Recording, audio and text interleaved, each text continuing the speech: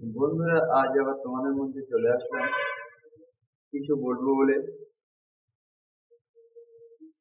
কেন্দ্রের বিরোধী দলনেতা রাহুল গান্ধী বহুদিন ধরে কেন্দ্র সরকারের বিরুদ্ধে ভোট চুরির একটা অভিযোগ করে যাচ্ছিল। কাল তিনি ফাঁস করলেন হরিয়ানার ভোট কারচুপির অভিযোগ প্রায় 25 লক্ষ।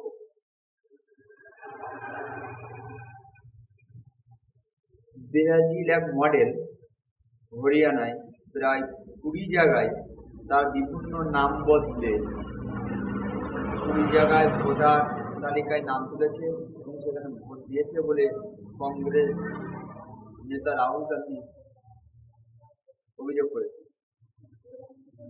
কিছুদিন আগে হরিয়ানায় ভোট হয়ে গেছিল, সেখানে সমীক্ষায় বেশিরভাগই সমীক্ষায় দেখাচ্ছিল কংগ্রেস ক্ষমতায় আসছে এবং হরিয়ানা কংগ্রেসের একটা শক্ত ঘাঁটি ছিল। কিন্তু ভোটের ফলাফল যখন বার হলো তখনই দেখা গেল যে সেখানে দিল্লি জয়লাভ করেছে। এবার রাহুল গান্ধী প্রায় 25 লক্ষ ভোটার সেখানে কারচুপি হয়েছে বলে অভিযোগ করছে কেন্দ্রের বিরুদ্ধে। এবং প্রায়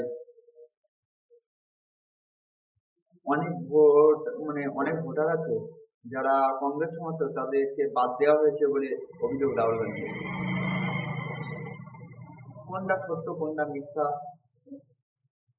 যদি এটা সত্য হয়ে থাকে তাহলে নির্বাচন কমিশন কি এ বিষয়ে কিছু জানে না? যে ব্রাজিল মডেল তার 20 জায়গায় ভোটার তালিকায়, হরিয়ানায় 20 জায়গায় ভোটার তালিকায় নাম ছিল, তারা বিভিন্ন নামে সে ভোট দিয়েছে। কোনো জায়গায় সরস্বতী, কোনো জায়গায় বিভিন্ন নাম আছে, বিভিন্ন নাম দিয়ে সেখানে সেটা রাহুল গান্ধী প্রমাণ করে দিল কালকে। এ নিয়ে বিজেপি বলছে এটা ভুল বা চক্রান্ত, কিন্তু আসল সত্যটা কি? তাহলে ওই ব্রাজিলের মডেল একটা মানুষ সে কিভাবে 22 জায়গায় বা 20 জায়গায় ভোটার হতে পারে? আপনারা বলুন, এটা কিভাবে সম্ভব? আপনাদের মতামত অবশ্যই জানাবেন।